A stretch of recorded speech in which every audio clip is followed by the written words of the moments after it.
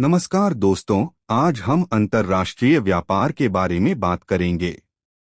दिसंबर 2025 का महीना भारत चीन व्यापार संबंधों के इतिहास में एक असामान्य लेकिन बेहद अहम मोड़ लेकर आया।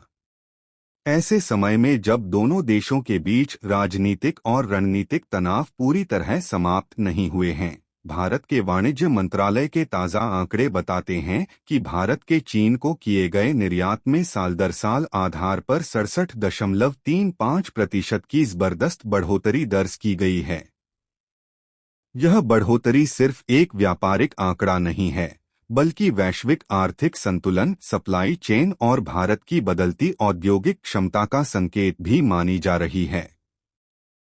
दिसंबर महीने में भारत ने चीन को लगभग 2.04 अरब डॉलर का सामान निर्यात किया। यह आंकड़ा पिछले वर्ष की तुलना में कहीं अधिक है और इसने नीति निर्माताओं और अर्थशास्त्रियों का ध्यान खींचा है। खास बात यह है कि यह उछाल ऐसे समय पर आया है जब भारत लगातार आत्मनिर्भर भारत और चीन पर निर्भरता कम करने की बात कर रहा है। ऐसे में यह सवाल उठना स्वाभाविक है कि क्या भारत अब केवल आयातक नहीं रहा, बल्कि चीन के लिए एक मजबूत आपूर्तिकर्ता के रूप में उभर रहा है। अगर इस निर्यात वृद्धि के पीछे के कारणों को समझा जाए तो सबसे पहले इलेक्ट्रॉनिक्स सेक्टर सामने आता है। भारत से चीन को electronic components, printed circuit board और कुछ हाई वैल्यू पार्ट्स की सप्लाई में तेजी देखी गई। यह इस बात का संकेत है कि भारत की मैन्युफैक्चरिंग क्षमता अब केवल घरेलू जरूरतों तक सीमित नहीं है, बल्कि वह वैश्विक उत्पादन श्रृंखला का हिस्सा बनने लगी है। इसके अलावा मरीन प्रोडक्ट्स, विशेष रूप से झींगा और सीफूड की मांग चीन में बढ़ी, जिसका सीधा फायदा भारतीय निर्यातकों को मिला। कृषि उत्पादों ने भी इस बढ़ोतरी में महत्वपूर्ण भूमिका निभाई। दालें, मसाले और ऑयल मिल्स जैसे उत्पादों की चीन में मांग बढ़ी, जिससे भारतीय कृषि आधारित निर्यात को मजबूती मिली।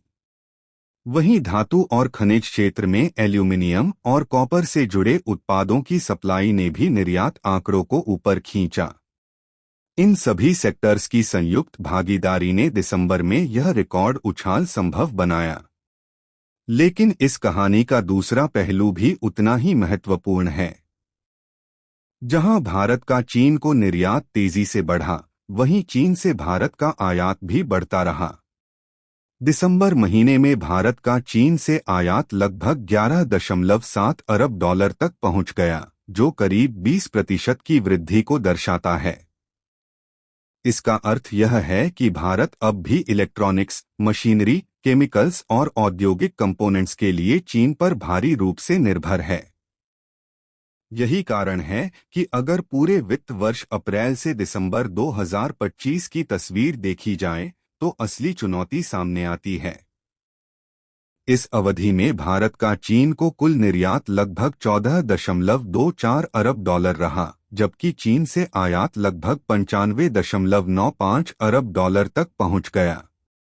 इसका सीधा मतलब है कि भारत का चीन के साथ व्यापार घाटा करीब 81.7 अरब डॉलर तक बना हुआ है। यह आंकड़ा साफ तौर पर बताता है कि एक महीने की शानदार निर्यात वृद्धि के बावजूद संरचनात्मक असंतुलन अब भी कायम है। अर्थशास्त्रियों का मानना है कि दिसंबर की यह उछाल भारत के लिए एक अवसर की तरह देखी जानी चाहिए, न कि अंतिम जीत के रूप में। यह संकेत देता है कि यदि सही नीतियां, बेहतर इंफ्रास्ट्रक्चर और निर्यातोन्मुख उत्पादन को बढ़ावा दिया जाए, तो भारत चीन जैसे बड़े बाजार में अपनी हिस्सेदारी बढ़ा सकता है। हालांकि इसके लिए आयात पर निर्भरता कम करना और घरेलू मैन्युफैक्चरिंग को और मजबूत करना अनिवार्य होगा। सरकार की रणनीति अब स्पष्ट दिखाई देती है। मेक इन इंडिया, चीन +1 स्ट्रैटेजी और सप्लाई चेन डाइवर्सिफिकेशन जैसे प्रयासों का उद्देश्य यही है कि भारत केवल एक उपभोक्ता बाजार न रहे, बल्कि एक वैश्विक उत्पादन केंद्र बने। दिसंबर के आंकड़े इस दिशा में एक सकारात्मक संकेत जरूर देते हैं, लेकिन यह रास्ता अभी लंबा है।